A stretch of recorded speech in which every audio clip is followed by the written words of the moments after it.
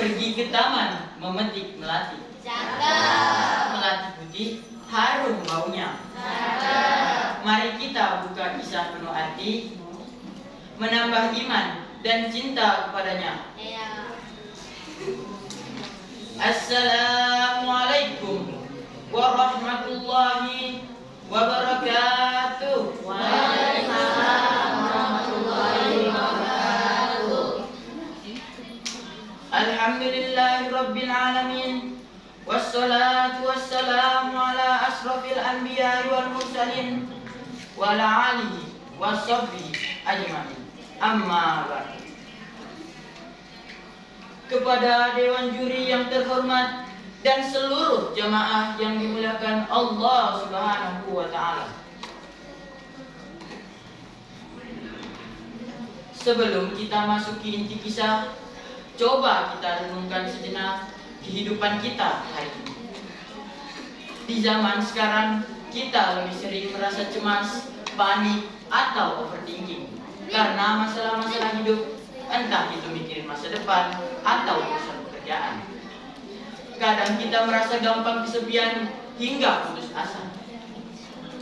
Nah, sadar atau tidak, ribuan tahun lalu Rasulullah SAW dan sahabat tercintanya pernah berada di situasi yang jauh lebih menegangkan dan mengancam nyawa. Tetapi beliau punya satu rahasia yang membuat hatinya tetap tenang dan damai. Rahasia inilah yang tertuang dalam tema kisah Islami yang akan saya bawakan pada hari ini. Sebuah kisah yang menggetarkan hati dengan judul La Tahzan, bisik tenang dari Rasul. Kisah ini dimulai dari perjalanan Nabi Muhammad SAW dari kota Mekah ke kota Madinah. Ini bukan sekedar pindah kota, tapi ini titik balik sejarah dunia. Di tengah panasnya padang pasir Mekah, berdirilah seorang manusia mulia yang membawa cahaya kebenaran. Ialah Nabi Muhammad SAW. Beliau mengajak seluruh manusia menyembah satu Tuhan, meninggalkan berhala dan hidup dalam keadilan. Namun ajakan itu tidak mudah diterima. Kaum Quraisy menolak, menghina, bahkan menyiksa orang-orang yang beriman. Hari demi hari, tekanan semakin berat. Para sahabat disiksa, sebagian diusir, dan tidak sedikit yang kehilangan harta serta keluarga. Di tengah kesedihan itu, Allah telah menyiapkan jalan yang tak disangka, sebuah harapan dari kota Yathrib. Penduduk Yathrib datang menemui Nabi yang dikenal sebagai Bai'at Aqabah. Mereka berjanji akan beriman dan melindungi beliau seperti keluarga sendiri. Dari sinilah cahaya harapan itu mulai menyala. Allah pun memerintahkan Nabi untuk berhijrah, meninggalkan tanah kelahiran menuju tempat yang lebih aman demi tegaknya agama Islam. Namun kaum Quraisy tidak tinggal diam. Kaum Quraisy merencanakan sesuatu yang kejam, yaitu membunuh Nabi Muhammad SAW. Di malam yang gelap, rumah beliau dikepung, tapi Allah adalah sebaik-baik pelindung. Dengan tenang, Nabi keluar dari rumahnya, sementara Ali bin Abi Thalib tidur di tempat beliau untuk mengecoh musuh. Perjalanan hijrah pun dimulai. Nabi ditemani sahabat setianya Abu Bakar As-Siddiq. Mereka tidak langsung menuju kota Yathrib, tetapi mereka bersembunyi terlebih dahulu di Gua Sur, sebuah tempat sunyi di tengah bukit. Selama 3 hari di dalam gua. Keadaan begitu menegangkan. Kaum Quraisy hampir menemukan mereka. Bahkan langkah kaki musuh terdengar begitu dekat.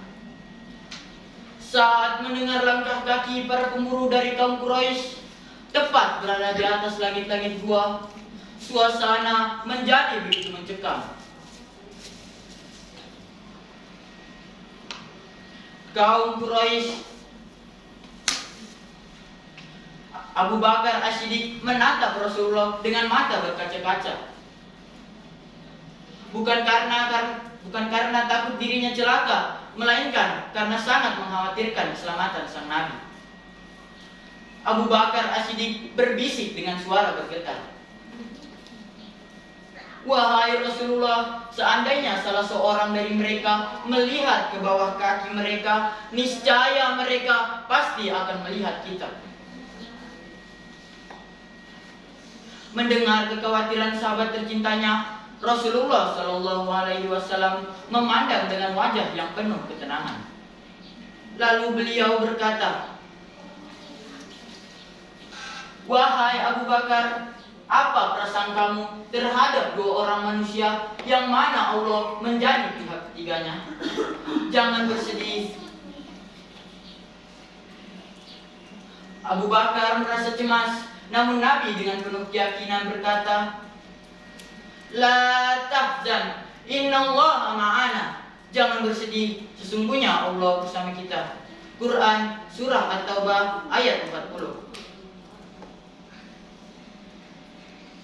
Dan benar, Allah menurunkan pertolongannya. Seekor laba-laba membuat sarang di pintu gua, dan burung merpati bertelur di sana. Melihat itu, kaum Quraisy mengira gua tersebut tidak mungkin dimasuki siapapun. Kaum Quraisy pergi tanpa menemukan Nabi. Setelah keadaan aman, perjalanan dilanjutkan. Hari-hari dilalui dengan penuh kehati-hatian. Panas, lelah, dan bahaya menjadi teman sepanjang perjalanan. Namun, keimanan menjadi kekuatan yang tidak pernah padam.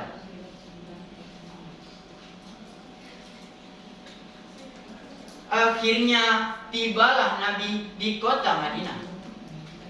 Kedatangan beliau disambut dengan penuh sukacita.